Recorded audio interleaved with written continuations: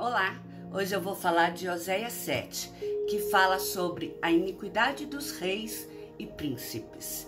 E inicia dizendo: quando me disponho a mudar a sorte do meu povo e a sarar Israel, se descobre a iniquidade de Efraim, como também a maldade de Samaria, porque praticam a falsidade.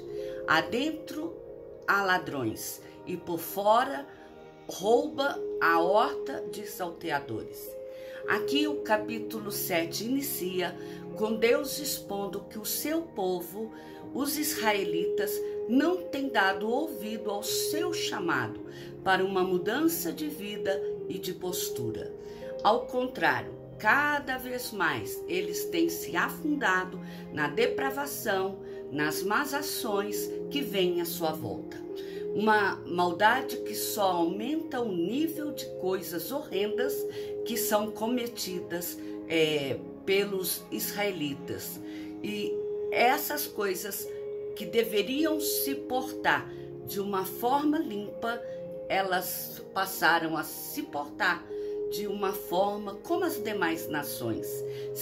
Eles deviam ser um povo que mostrava que era separado das demais pessoas, dos demais povos.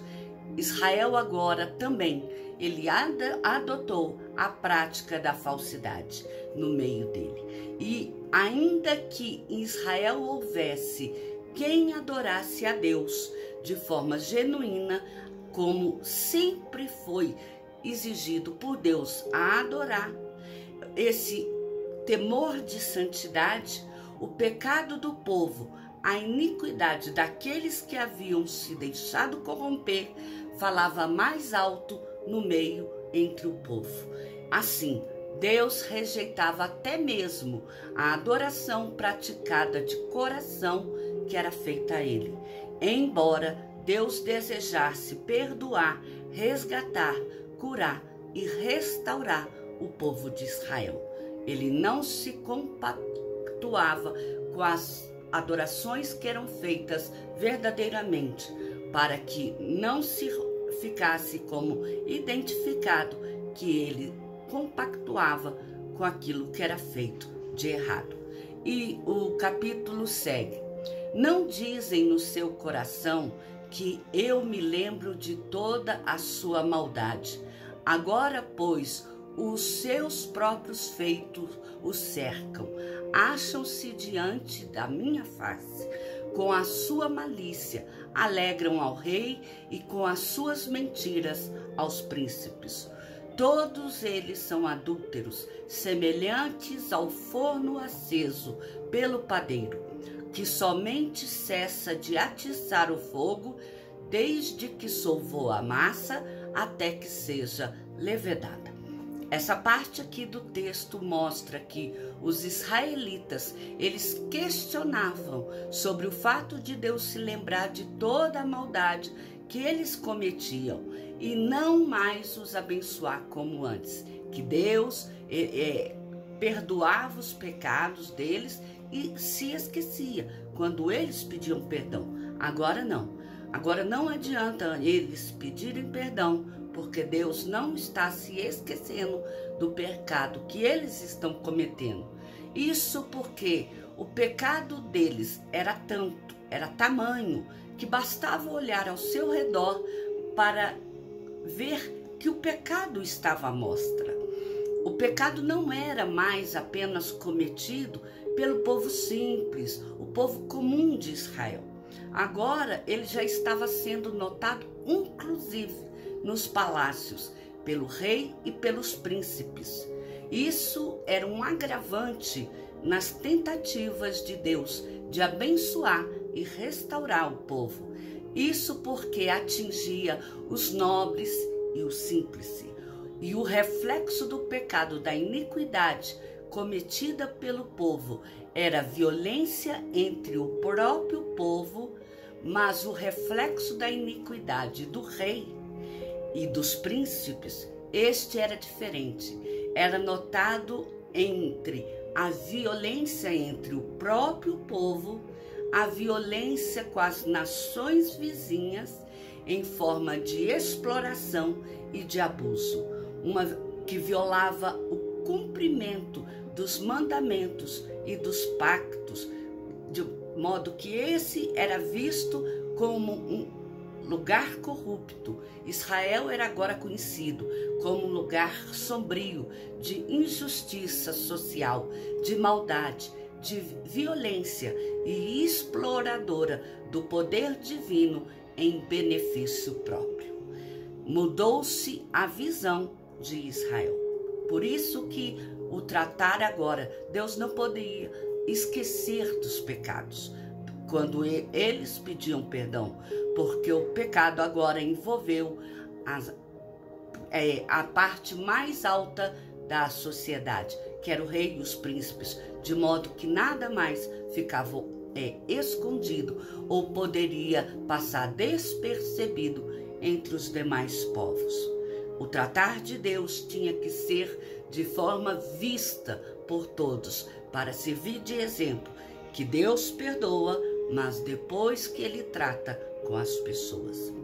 Aí continua o texto dizendo: no dia da festa do nosso rei, os príncipes se tornaram doentes com o excitamento do vinho, e ele deu a mão aos escarnecedores, porque prepararam o coração como um forno, enquanto estão de espreita. Toda a noite dorme o seu furor, mas pela manhã arde como labareda de fogo. Todos eles são quentes como um forno e consomem os seus juízes. Todos os seus reis caem. Ninguém há entre eles que me invoque.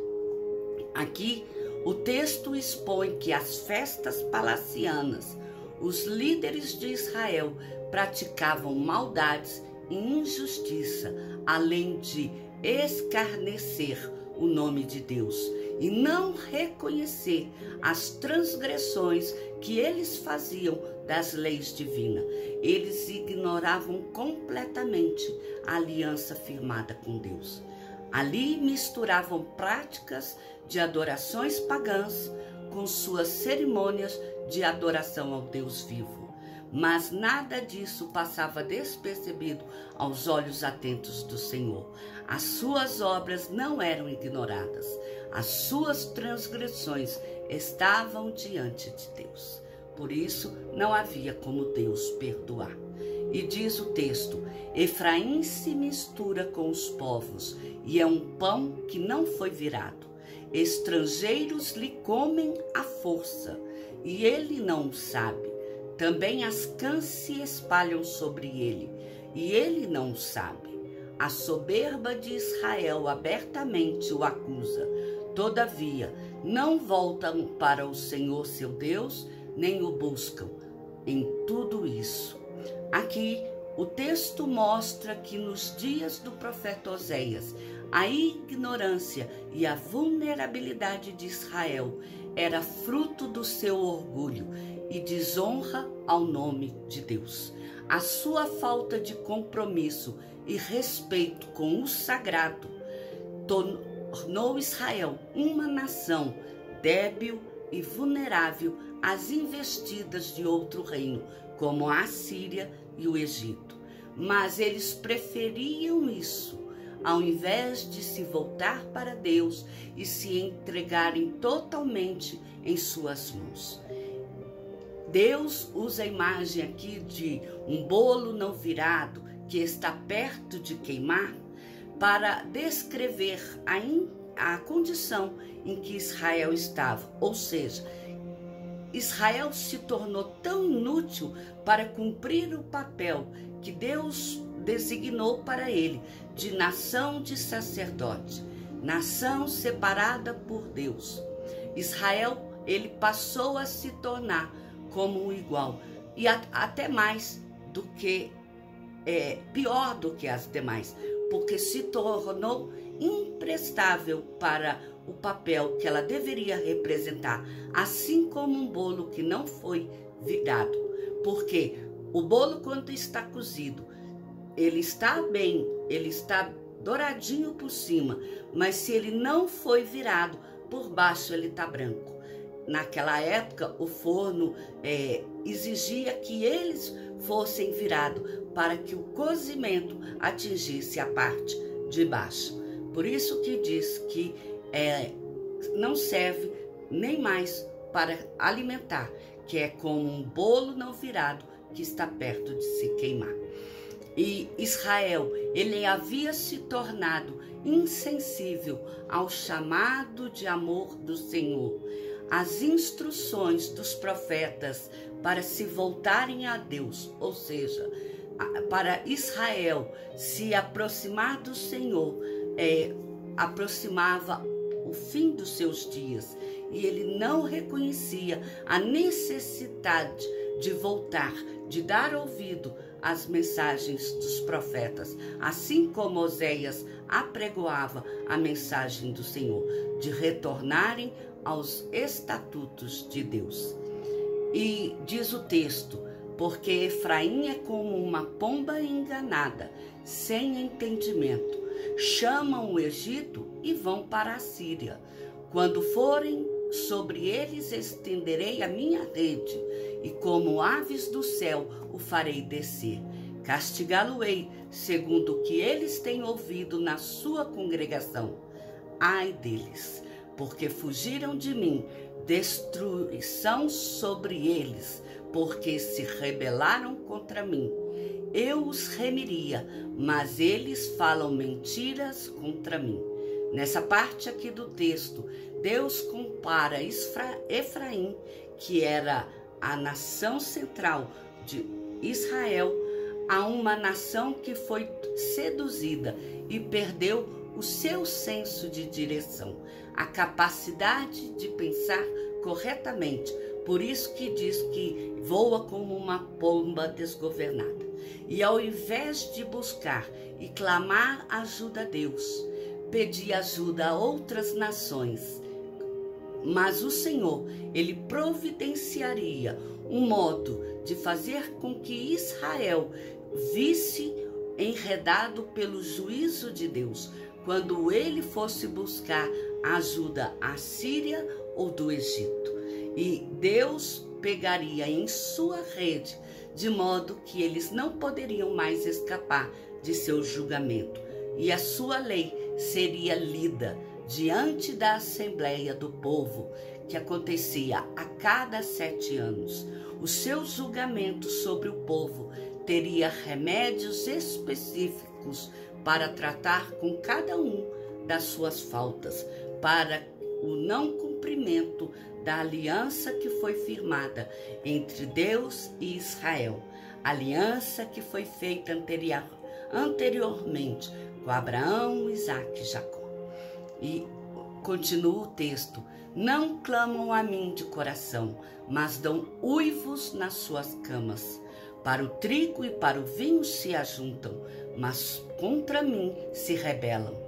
Adestrei e fortaleci os seus braços. No entanto, maquinam contra mim. Eles voltam, mas não para o Altíssimo. Fizeram-se como arco enganoso.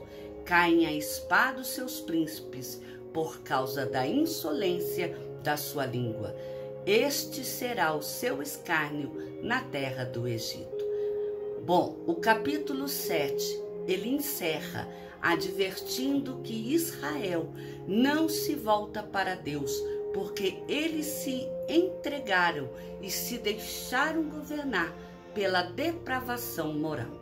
E em razão pela qual Deus ainda não pronuncia o seu julgamento sobre os israelitas, é porque eles estão vagando longe dele.